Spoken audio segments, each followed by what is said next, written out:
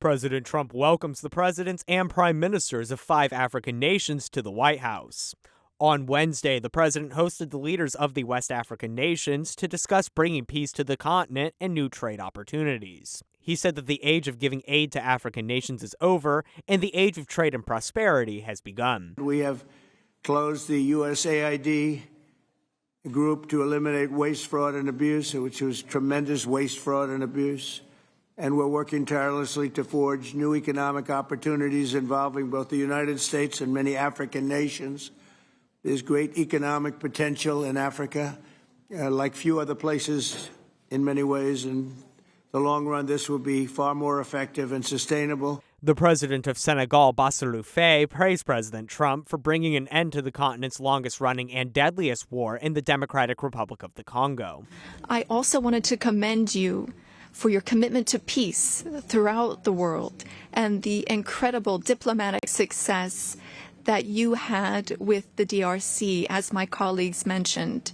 You said that this put an end to a long war that claimed many lives, and thankfully, you were here to put an end to this 30-year war. And the president of Mauritania declared that the world needs more peace, and only President Trump is capable of leading the world to it. Mauritania would never be opposed to President Trump receiving a Nobel Peace Prize, because he's already working very hard in favor of peace throughout the world, with no distinction, no regard to what continent it's on, and he's working on areas where there are tensions everywhere, and he's committed towards peace, and our world needs more peace. And amid the threats of tariffs being imposed on other countries, the president was asked if he would like to impose duties on imports from the African nations gathered, saying he likes them too much to do that to them. Do you expect any of the countries here to face tariffs as well? I haven't thought of it, but I don't know. Let's see, I like him, and him. No, I don't think so, not too much. This meeting comes just weeks after the president inked the first deal between Rwanda and the DRC, and just months after he berated South African President Cyril Ramaphosa for enforcing racist policies. Sam Volk, One America News. Well, thank you very much, everybody, for being with us today, and I want to thank you, all of these great leaders, for joining us as we welcome to the White House the presidents and prime ministers and various other forms of dignitary to this wonderful place. Is nothing like the White House to me. We are represented today, and your continent is represented by Gabon, Guinea-Bissau, Liberia, Mauritania, and Senegal, all very vibrant places with very valuable land, great minerals, great oil deposits, and wonderful people. Last month, the U.S.-Africa Business Summit had recorded an attendance record, actually, and generated $2.5 billion in new economic deals for the United States. On June 27th, the foreign ministers of the Democratic Republic of the Congo and Rwanda visited the White House to sign a historic peace agreement that we worked out. They've been fighting for 30 years. 7 million are dead, and they think the number is actually quite a bit higher than that. It's been a long and vicious fight, and I just wanted to say that the countries represented were very happy that we were able to solve that problem. I think over the next couple of weeks, the leaders of both countries will come to sign the final agreement. As you know, we had foreign ministers last week, but we're going to be signing an end to the horrible 30-year war. It's been going on for a long time. I've been reading about it, hearing about it, and it was a vicious war. It was a terrible war. I want to thank our outstanding senior advisor for Africa, Masad Boulos, for helping to mediate this breakthrough. He was very much involved in that settlement. Most people thought it couldn't be done.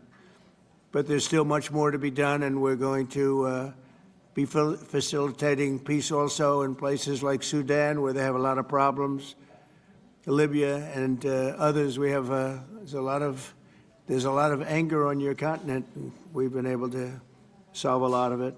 My administration is committed to strengthening our friendships in Africa through economic development efforts that benefit both the United States and our partners. And we're shifting from AID to trade. We had AID, or aid as we sometimes call it, right to trade. And trade seems to be a foundation that I've been able to settle a lot of these disputes, like as an example, India and Pakistan. Kosovo, Serbia. I said, you guys are going to fight, we're not going to trade. And we seem to be quite successful in doing that. To that end, we have closed the USAID group to eliminate waste, fraud, and abuse, which was tremendous waste, fraud, and abuse. And we're working tirelessly to forge new economic opportunities involving both the United States and many African nations. There's great economic potential in Africa, like few other places in many ways. In the long run, this will be far more effective and sustainable and beneficial than anything else that we can be doing together. I'm eager to work with each of you on your vital issues and also to discuss security. We've encouraged our staff at the White House to work along with these nations. There's such tremendous wealth there and potential there.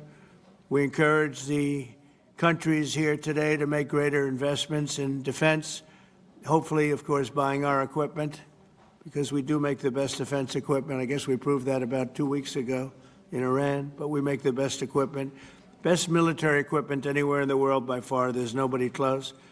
And keep pursuing the fight against terrorism, which is a big problem in Africa. Immigration will also be on the agenda, and I hope we can bring down the high rates of people overstaying visas and also make progress on the safe third country agreements. And once again, I want to thank you all for being here, and it's an honor for me.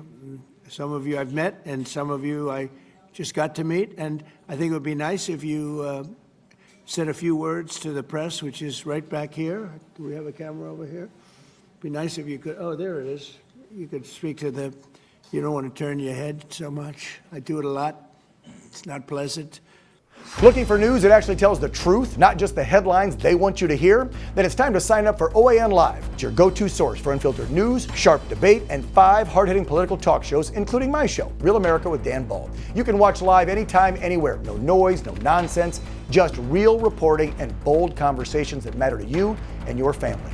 You can sign up for OAN Live now to see the truth unfold, and you can catch Real America every weeknight at 8 p.m. Eastern.